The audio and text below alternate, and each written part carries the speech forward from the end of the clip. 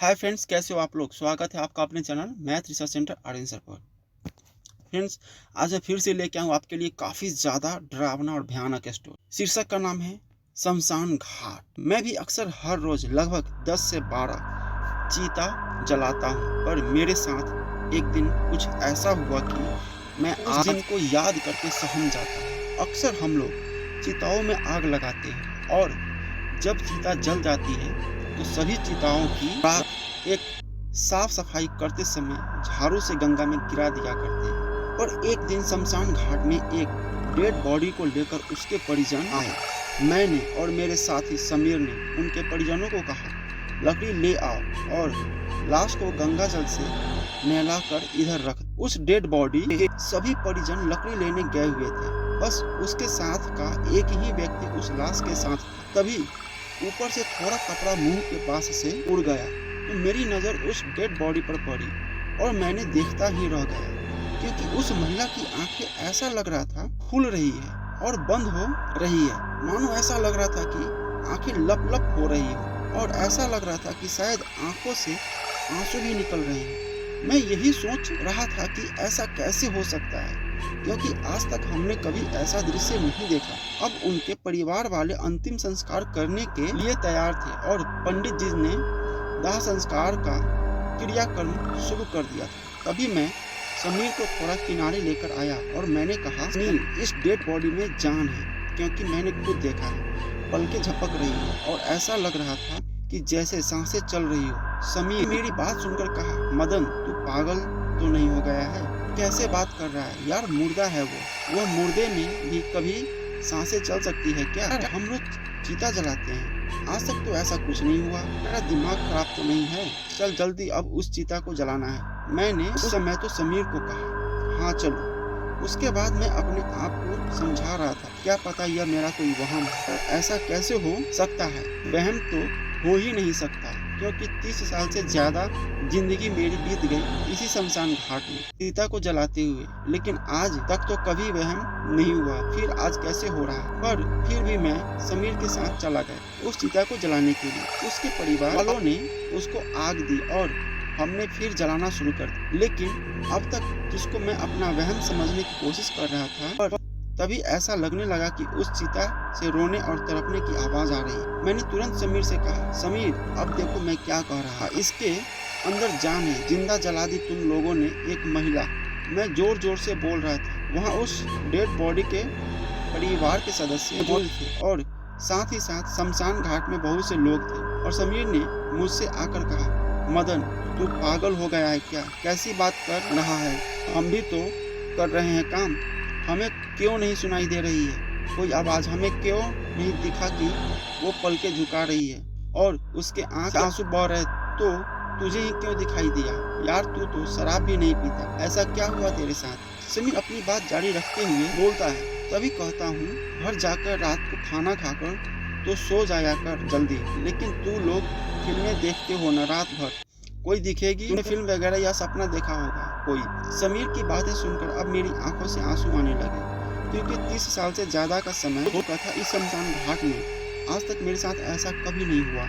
इसलिए मैंने समीर को समझाते हुए कहा, ना भाई, मैंने कोई सपना देखा और ना कोई ऐसी फिल्म देखी, पर मैं आज सच कह रहा हूँ, वो महिला जिंदा थी जिसको जलाया जा रहा था। मैंने अपनी आंखों से देखा है और अपने कानों से उसकी आवाज सुनी थी। पर समीर ने मुझे कहा, सच में भाई तू पागल हो गया है। मुझको लगता है तुझे आराम की जरूरत है। अब तू छुट्टी मांगकर गांव चले जा, अपने कुछ दिन घर वालों के साथ रह, और जब तुझे सही लगे तब तू काम वापस लौटना और फालतू की बातें मत कर। अगर तुझे चलना है चीता जलवाने तो चल, क्योंकि मैं भी तेरे साथ यहाँ पर हूँ। तो चीता कौन जलाएगा? समीर की बात सुनकर मैंने कहा, समीर, यह चीता मैं नहीं जलवा पाऊंगा, तू जा। उसके समीर वहां से गया और शमशान घाट के ही दूसरे व्यक्ति के साथ मिलकर उसने उस चीता को जलाया। चीता जली, अंतिम संस्कार पूरा हुआ और उस डेड बॉडी के परिवार के सभी लोग गंगा स्नान करके अपने घर जा चुके थे। लगभग शाम के 7:30 बज रहे होंगे। मैं अभी भी एकांत में बैठा हुआ था, तभी मेरे पास समीर और उस चीता का अंतिम संस्कार करवा रहे पंडित जी मेरे पास आए। पंडित जी ने मुझसे कहा, हाँ भाई, अब उतर गया तेरे ऊपर उस महिला की चिता का बुखार कि नहीं? उस समय तू वहाँ पागल जैसी बात कर रहा था। तू इतने सालों से यहाँ चीता जलाता है, क्या आज तक कभी ऐसा हुआ कि कोई मुर्दा चीता के अंदर से चीखने चिल्लाने लगे? वह सब लोग तेरा मजाक उड़ा रहे थे या फिर तुझे पागल कहना चाह रहे थे? पंडित जी की बात सुनकर मैंने कहा, मैंने जो देखा है वह बिल्कुल सही है, क्योंकि मुझे उसकी आंखों से आंसू बहते हुए दिखे थे और मैंने देखा कि जब उसको चीता पर लिटाया जा रहा था तब उस महिला की पलकें झपक रही थी। मैं मानने को तैयार नहीं था कि वो मेरा कोई वहम है। तब पंडित जी ने मेरी बात को थोड़ा गंभीरता से ले और कहा, न तू उस महिला को जानता है, न तूने कभी उसे देखा, तो फिर तेरे साथ ऐसा क्यों हो सकता है? तब मैंने पंडित जी से कहा, कहीं यही तो बताना चाह रहा हूँ, मुझे ही क्यों उसके चीखने की और रोने की आवाज सुनाई दी और आप में से किसी को नहीं। पंडित जी ने फिर मुझे कहा, फिर एक काम करना, तू अब 15 या 20 दिन की छुट्टी लेकर अपने चले जाओ। तुमने काफी समय से छुट्टी भी नहीं ली और लगातार काम कर रहे हो, थोड़ा आराम करना, फिर काम पर वापस आना। चलो अब सफाई करवा दो, अब टाइम खत्म हो गया। मैंने पंडित जी से कहा, हाँ ठीक है, क्योंकि शमशान घाट में 8 बजे के बाद कोई भी चिता नहीं जलाई जाती। 8 बजे सब साफ सफाई करके घर चले जाते हैं और हम लोगों को सुबह 7 बजे यहाँ वापस आना होता है। उसके बाद हम काम पूरा करके अपने अपने घर चले गए। मेरे घर में सिर्फ अकेला ही रहता था, बाकी सब परिवार के लोग हमारे गांव में रहते हैं। आज घर आकर मैंने नहाया धोया और सीधा बिस्तर में जाकर बैठ गया। अक्सर मैं घर आकर पहले खाना बनाता था, फिर खाना खाकर घर वालों से फोन पर थोड़ी बातचीत कर लेता था। और आज मेरे साथ दिन में जो घटना घटी थी उसकी वजह से मेरा मन आज थोड़ा बेचैन था, इसलिए मैं आज शमशान घाट के ढाबे पर ही खाना खाकर आया था और घर आकर नहाकर बिस्तर पर लेट गया। अभी बिस्तर पर लेटे हुए बस मैं यही सोच रहा था कि आज यह क्या हुआ मेरे साथ। मैं अपने आप को यही कह रहा था कि वो जिंदा थी, पर अगर वो जिंदा थी तो सिर्फ मुझे ही क्यों पता चल रहा था? वहाँ तो बाकी बहुत सारे लोग थे, उन्हें क्यों नहीं कुछ भी पता चला? सिर्फ मुझे ही रोने की आवाज़ आ रही थी, बाकी को क्यों नहीं आई? इसी घेर-बुन में लेटे लेटे मेरी आंखें लग गई, पर अचानक मेरी आंखें खुली और मैं उठा, क्योंकि मुझे ऐसा लगा कि कोई दरवाज़ा खटखटा रहा है। मेरा एक ही कमरा है जो मैंने किराए पर ले रखा था। मैं नींद में ही उठा।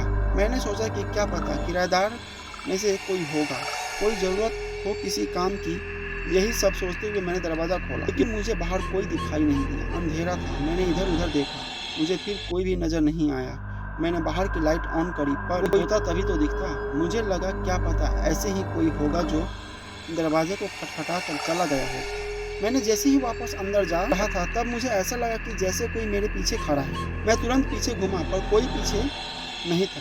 मैं दिन भर से वैसे ही परेशान था, इसलिए मैं ज़्यादा ना सोचते हुए जैसे ही दरवाज़ा बंद करा तो मुझे ऐसा लगा कि बाहर कोई चल रहा है। किसी के पायल की आवाज़ आ रही थी। ऐसा लग रहा था कोई मेरे कमरे के दरवाजे पर ही खड़ा हो और इधर उधर टहल रहा है। पायल और चूड़ियों की आवाज़ बड़ी तेज तेज से आ रही थी। मैंने तुरंत दरवाज़ा खोला और लाइट जलाई तो मैंने देखा इसके आगे की कहानी अगले एपिसोड में। तो फ्रेंड्स, कैसा लगा कहानी प्लीज़ कमेंट करके बताइए और हमारे चैनल को सब्सक्राइब जरूर कीजिए। मिलते हैं अगले स्टोरी में।